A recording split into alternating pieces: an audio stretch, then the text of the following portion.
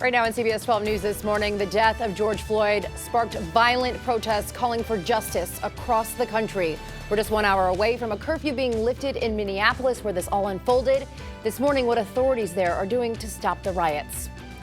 And taking a look at the temperatures in our neck of the woods, we'll check in with CBS 12 meteorologist Zach Covey with a look at your weekend weather. CBS 12 News this morning starts right now. You're watching CBS 12 News this morning. Good morning. I'm Terry Hornseed. It is 5 a.m. on your Saturday, May 30th. We do want to get straight to the big story of the week. A lot of breaking news here.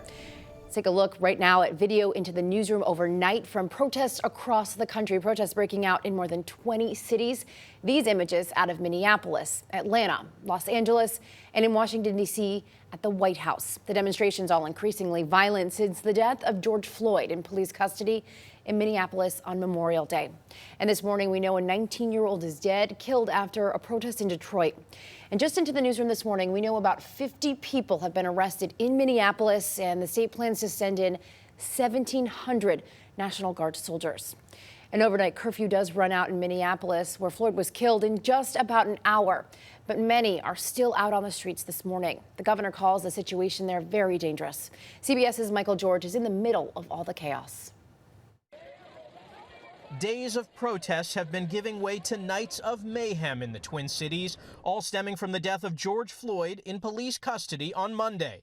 The city has dismissed 4 officers who were involved in the incident. One is now facing criminal charges. Former Minneapolis police officer Derek Chauvin has been charged by the Hennepin County Attorney's Office with murder and with manslaughter. Cell phone video shows Chauvin kneeling on Floyd's neck until he lost consciousness. The investigation is ongoing. We felt it appropriate to focus on the most dangerous perpetrator. An attorney for Floyd's family said they'd been hoping for a more serious charge than third-degree murder. They were very clear in their position that it should be first-degree murder charges and the other officers should be arrested too. Here in Minneapolis, despite a curfew, hundreds of protesters took to the street. There's a thick smell of smoke in the air, and you can see the orange glow from fires. More than 30 fires have been set, and many buildings have been burned out, including this business behind me. The anger that erupted here has already spread across the country. Large-scale and sometimes violent demonstrations have taken place in several cities, including Denver, Louisville, Columbus, Ohio, Atlanta, and in Houston. We're determined that justice be served. Protesters have also gathered at the White House. On Friday, President Trump said he's spoken with George's family. The president also urged calm going forward. Michael George, CBS News, Minneapolis.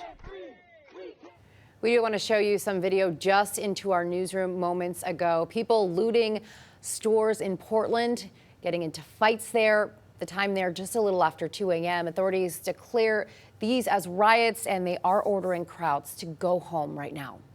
And of course, there are multiple angles to the story. We will take a look at how other protests are unfolding across the country coming up in just a few minutes. But we do want to switch gears and head over to meteorologist Zach Covey with a look at that weekend forecast. And a very good morning to you, Terry. And you know what? Across the state, a pretty calm morning. There was a pretty decent light show along the Space Coast this morning. Obviously, something we're hoping doesn't happen later on this afternoon with the launch of SpaceX's Falcon 9 rocket, taking the Crew Demo 2 mission, hopefully up to the ISS. We've got an in-depth forecast about that coming up later on in the show. But take a look at our temperatures this morning. 71 in Tallahassee, Gainesville, Jacksonville, along the Treasure Coast. 76 from Melbourne, 77 to Stewart. Just a little bit cooler, 73 right now in Okeechobee, but a balmy 80 in West Palm and 81 right now in Miami. It's also 80 in Jupiter, 77 in Wellington, 74 back out through Belle Glade as well as Indiantown. But our high-res futurecast does spell out yet again another threat of afternoon showers and even a few thunderstorms. And today, the threat looks maximized along the Treasure Coast and interior locations. Take a look at the forecast. High temperatures in the mid-80s with those scattered thunderstorms. We'll let you know when they arrive in your neighborhood, the threats they bring, and whether or not they scrub that SpaceX launch, Terry. All that and more coming up this hour of CBS 12 News this morning. Yeah, Zach, that's what I want to know, whether or not we're going to see that history being made, right? Well, you'll soon be able to grab your groceries and get a coronavirus test all at the same time. The state is expanding coronavirus testing to Home Depot and Publix locations. Walk-up coronavirus testing sites will open at 3 Home Depots and 3 Publix stores in our state. There's no charge to get tested, and it takes just minutes. If you're shopping and you want to get a test, you have the ability, very easy access. You don't even have to leave the parking lot to be able to do it. So we think that that's important as Florida continues to recover. That was Governor Ron DeSantis you just heard from there. He says demand for testing has declined, and he says we need to make it convenient for as many people as possible. In addition to Home Depot and Publix, there are also 77 privately run test sites, some at CVS, Walgreens, and Walmart stores in our state as well. So for locations offering testing, if you're interested, you could head to our website, cbs12.com. We have a list for you there. The governor does say he has not decided if he will extend his executive order temporarily halting evictions and foreclosures. So this order is set to expire this upcoming Tuesday. The governor has already prolonged the order once. While he says he was non-committal, or he didn't say that, but he was non-committal on another extension, he said there would be an announcement soon. He'll be making that announcement soon. We'll let you know when it happens. And unemployment continues to haunt our coronavirus economy. And as a result, we've been getting a lot of questions about what the future of this economy could look like. CBS 12's Joe O'Brien brought some of those questions to an important man, the U.S. Secretary of Commerce. Take a look. It's an exclusive story you'll see right here on CBS 12 News. Not a household name, Commerce Secretary Wilbur Ross is one of President Trump's key advisors.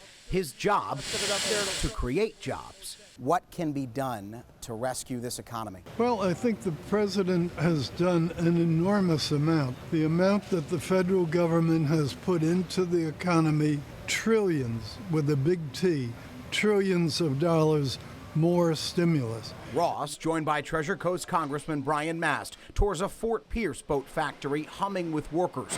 6 feet apart in an exclusive interview, the secretary told us he's confident about the U.S. economy despite millions unemployed. What do you say to those 1 in 4 Americans who have applied for some kind of unemployment benefit who perhaps are not as optimistic about the economy as you are? Well, I can understand where the average worker might be unoptimistic the day he or she has been laid off. But the key to getting their optimism back would be having the jobs come back. And we think that will happen very promptly. Some say they're staring down the barrel of a recession. Others say they're staring down the barrel of a depression. Who's right in all? I didn't hear anybody at today's session use the word recession or especially depression. These fellows all said their sales are coming back very quickly, and we're hearing that from lots of other people around in different industries.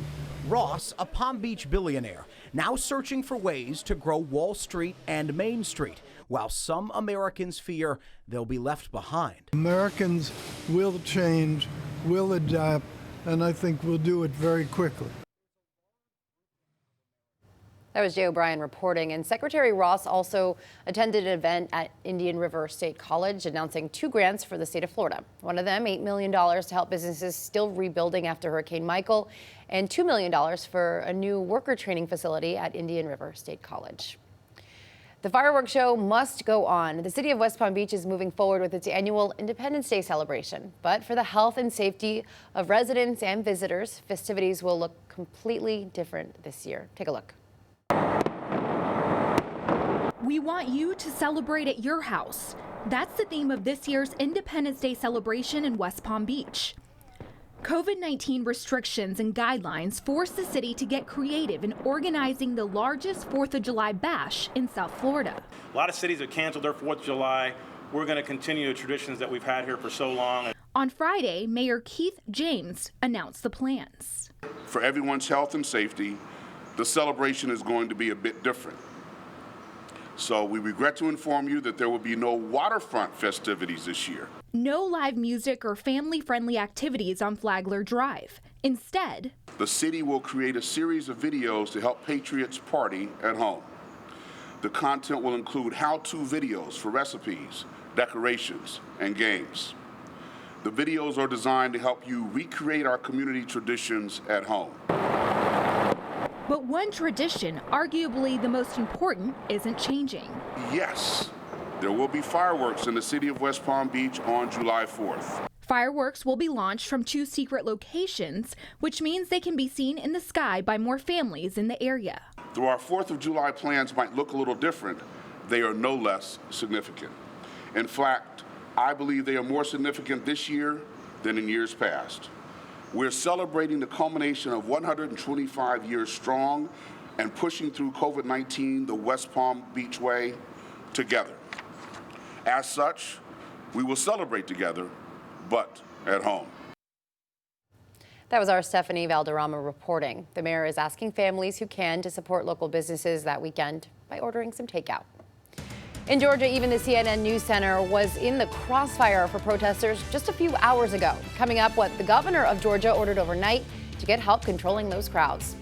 And if you need to stock up on hurricane supplies, the best time to act is now. Yes, you heard that right. We're already there. We'll let you know which items are tax-free for the next few days.